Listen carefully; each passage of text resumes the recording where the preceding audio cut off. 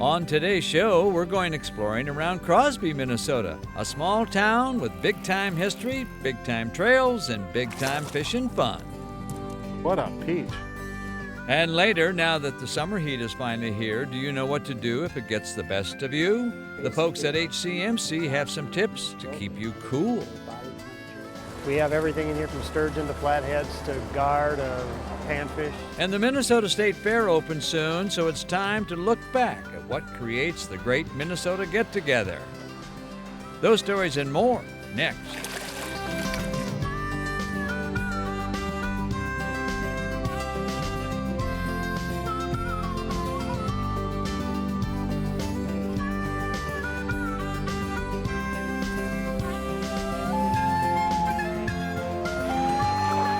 Minnesota Bound. Brought to you by Minnesota's select GMC dealers. Hi everybody, Raven and I welcome you to the show. Our first story is about a small town that a lot of folks drive right on by. It's called Crosby, Minnesota, but lots of things are going on there outdoors. Bill Shirk has the story. Crosby is a curious little Minnesota town, famous these days for its small but suitable summer tourism scene and that strange-looking serpent out on the lake right downtown.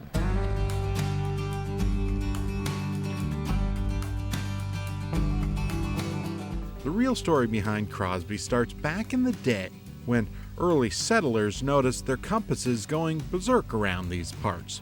The cause? Heavy deposits of iron ore. In 1909, the town of Crosby settled and the mines boomed.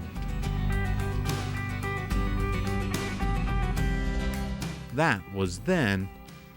This is now. After the mines pulled out in the 60s and 70s, things kind of died, but it's now coming back. See, like many post-mining areas, Crosby faced tough economic times, but locals decided to play off what they had. That is, lots of wild room to roam. Recreation and tourism has replaced the mining industry. I would love to bring, and there's still a few around, one of the miners that worked down in the mines and bring them back here now to see the transformation that occurs with Mother Nature and how it just rejuvenates itself, and you can go from utter devastation and just rock to beauty like this. First off, all those old open-pit mines left behind giant holes in the earth, some of them 500 feet deep. Well, Mother Nature got to work and filled them right in. Essentially, the old pits became new playgrounds. Ooh, this is a heavy one. Exactly why local Jenny Smith paddles. Oh, I mean, this is like perfect day to paddle.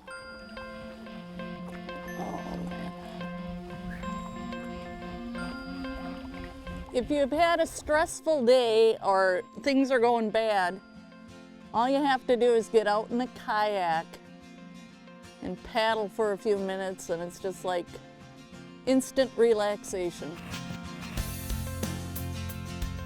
But boats are only half her passion.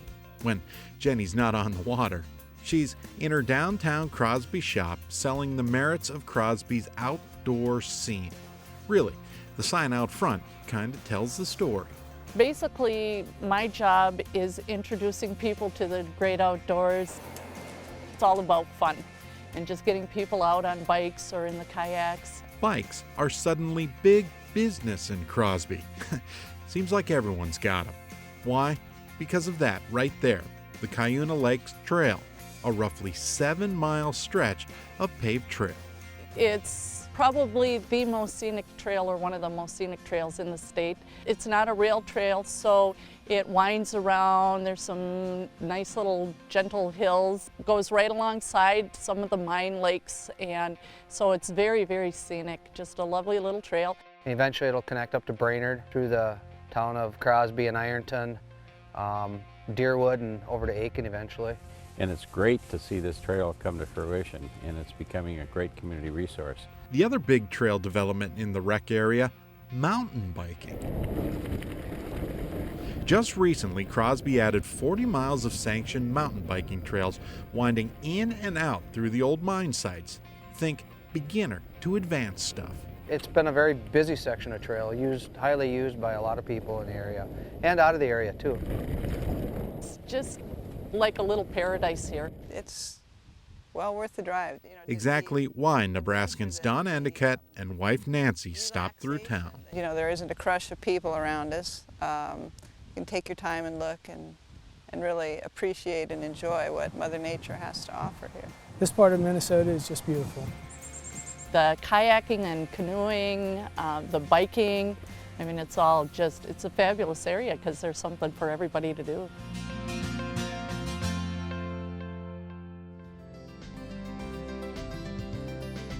Good golly. When we return, we'll continue our lake and trails adventure around Crosby. Coming back to Crosby. I love this place. Minnesota Bound, brought to you by Minnesota's select GMC dealers. Connecticut, Game Fair, and by Rapala. The GMC Terrain, color touch sound system, Bluetooth connectivity. Call Jen. This is smart. OnStar app ready.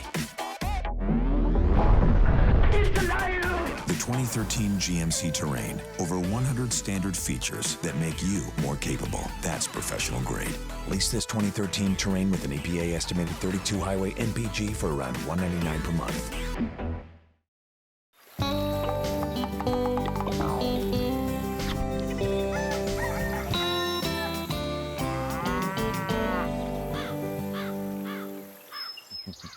Okay, want to see more of Crosby? I mean, the trout fishing in the old mine pits, the trails, etc. We got more to tell you.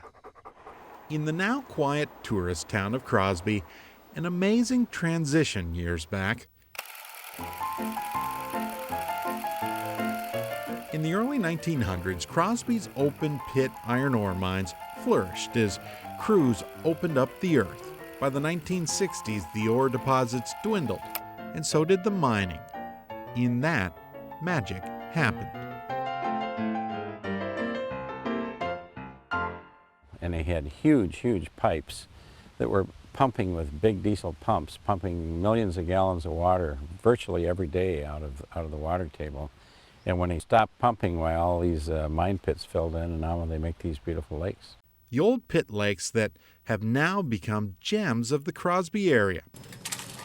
Exactly why I want to discover what hides below the water's surface.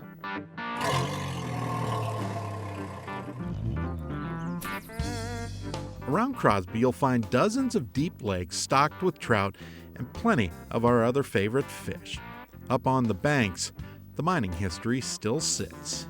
And buried beneath us, the old open pit mines. You can see just the old hills where they used to work. Isn't that crazy? That's a fish, right? Yep, that's a fish. This is a trout. This is a big trout. Pikey pike. I mean, you're a nice fish and all, but that's not what we're here to catch. There it goes. On this day, it seems the osprey would have better trout fishing luck than me.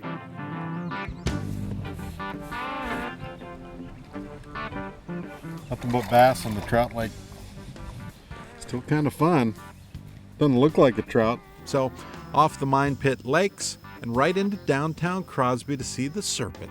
And an old friend of mine, guide Hank Ebert. I can get in on either side of the boat. Even the kids seem to know Serpent Lake is a fishy destination. I see a lot of fish down there.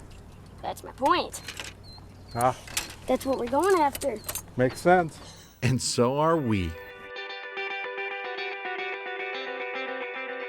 So do you get tired of being on the water, or do you always look forward to going out? Always. Unless it's you wake up in the morning or you hear it banging and raining, pouring on the house. No, I don't want to get out of bed.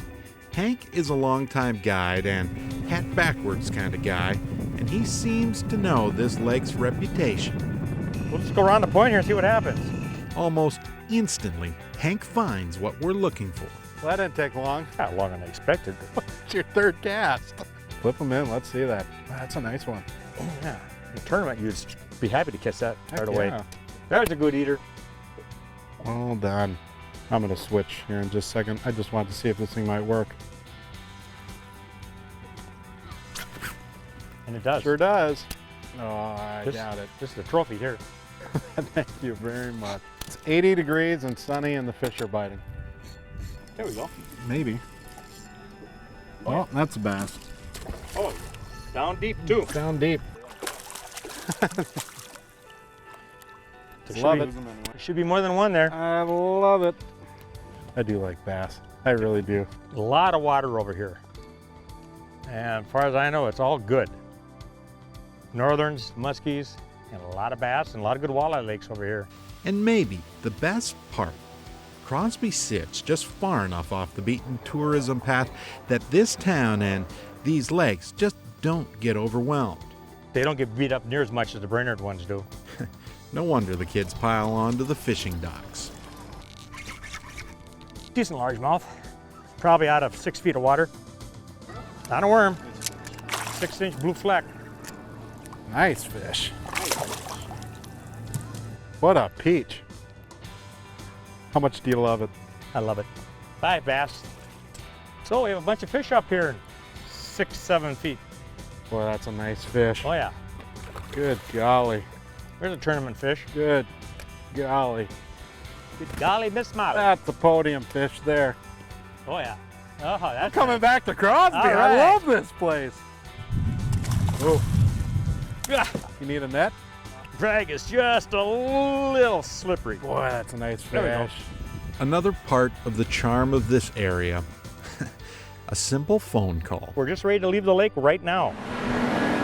So a pizza that'll feed 3 of us. A few minutes and we're off the water and walking into a Crosby lunch spot. Hello. Small town charm There you go. Anything else, guys? That looks awesome. in a place with Thank big draw. Both side service. That's pretty good. Yeah.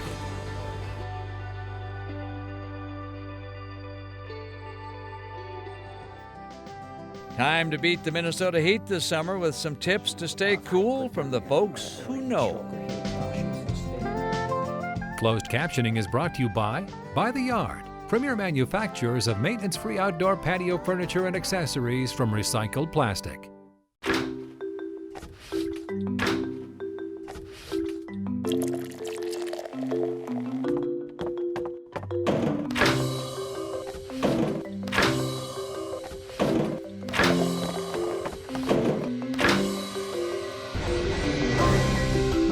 By the Yard maintenance-free furniture.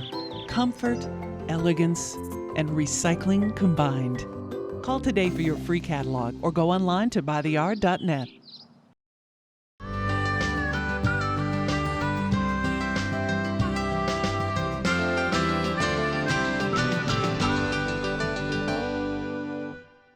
Joining me today is Dr. Doug Burnett from HCMC. The topic is heat strokes, heat exhaustion. We all hear about these things, but I'm not sure we know what it means. Basically, both heat exhaustion and heat stroke are when your body temperature rises and it starts to affect various organ systems in a negative fashion. So it's not a pretty serious thing. Definitely. Heat stroke actually is a medical emergency. You can die from heat stroke. How do you get a heat stroke? Basically, your body becomes overwhelmed with heat, and so you are not able to maintain your body temperature at a normal level of 98.6, and your body temperature starts to rise. So if I'm in the fishing boat with my buddy and he starts showing some symptoms, what would those symptoms be?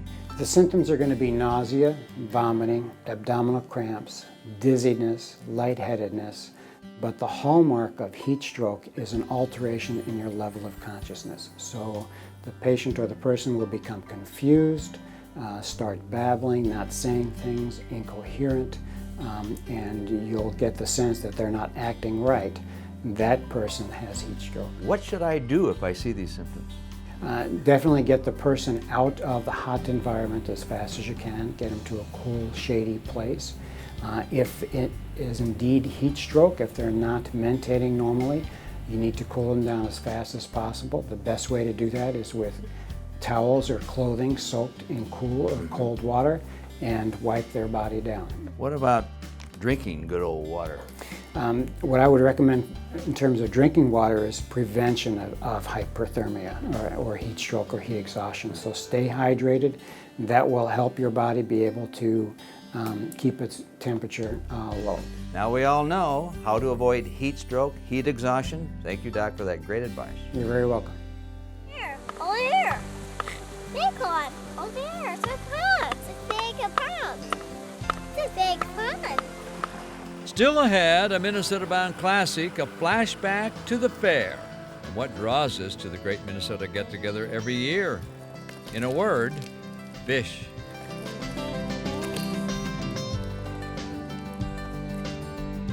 Minnesota Bound, brought to you by Hennepin County Medical Center, Minnesota Agricultural Water Resources Coalition, Minnesota soybean farmers and their checkoff. You know, for me, there's no better way to spend the summer than be on a Minnesota lake or river. But now, thanks to Hennepin County Medical Center, you've got a way to make sure your day outdoors is time well spent. HCMC shares our passion for the outdoors, which is why they put together a website filled with safety tips and videos to help you plan and be prepared. And it's right at your fingertips at home or on the go. Simply visit hcmc.org/outdoors and get the most out of your summer.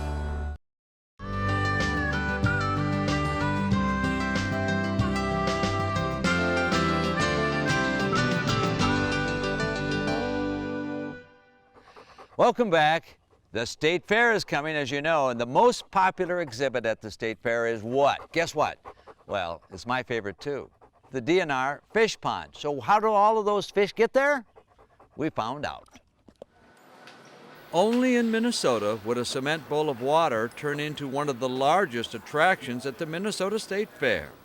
This is incredible. I work here in the Turkey to Go booth, and every single year when I just need to relax and calm down, I come take a look at the fish, and it's nice. Yes, Minnesota's fish are the stars at the fair, and stars are not always easy to catch. To catch these fish, the DNR has top secret lakes where the fish live between fairs. What we're doing right now is we're draining the pond down to capture all the fish that we put in here over the years. A lot of these fish have been in here back and forth from fair to fair since back in the mid-'80s, some of them. So this is going to be another trip for them. There'll be probably 5 to 6 trucks here that'll be filling up with fish. Once the seine encircles the fish, we run it through a couple, 3 times to get the fish out, drain the pond down entirely, get all the fish out, and they'll all be taken to the fair and then be sorted. Basically, we're going to get good and muddy in the water, so that's why we got gloves and waders on.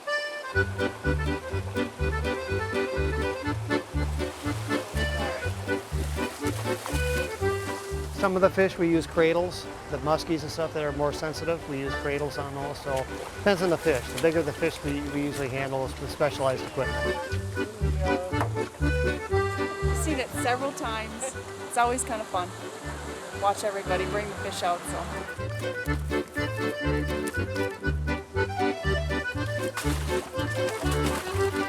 Here we have a big flathead catfish. Massive. Is that gonna fit okay in there? Oh yeah. DNR netting crews gather up a variety of fish species ranging from common to uncommon. We have everything in here from sturgeon to flatheads to gar to panfish. So it's probably 30 to 40 species of fish in here roughly. Down there, over here. Big one, over there. It's a pond. It's a big pond. It's a big pond.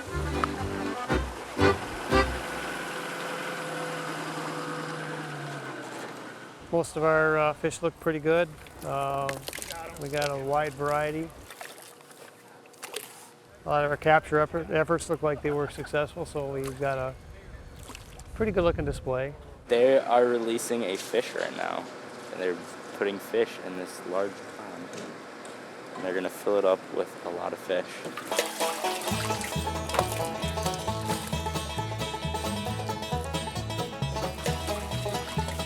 It's pretty cool. I've been an avid fisherman for years, you know, so actually seeing them handle the fish that I don't get to catch is pretty cool.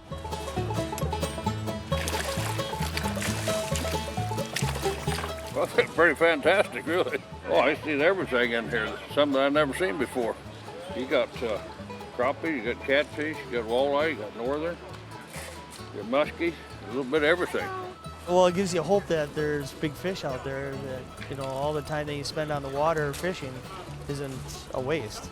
I remember my first year unloading these fish. They gave me a catfish about that size, and I never took a big net ever again after that. They go to the pond here, all the larger fish, for the most part, go in the pond here, and then we have the inside tanks where we put a variety of species, plus we put a lot of the panfish, the crappies and bluegills, and they seem to do better in the inside tank than out here, although we do have some out here too. As you can see, Minnesotans like fish. Watch them or catch them, it's all the same. Even when some anglers aren't sure what's swimming by.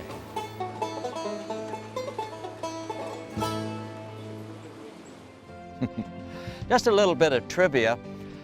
I catch all of the big ones in that pond. Thought you'd like to know that. Well, that about does it for us. Remember, introduce a kid to the great outdoors. I'm Ron Scher, and of course, always the star of the show, and she's heating up, is Raven. Transportation provided by Premier Transportation. Call 1-800-899-7433.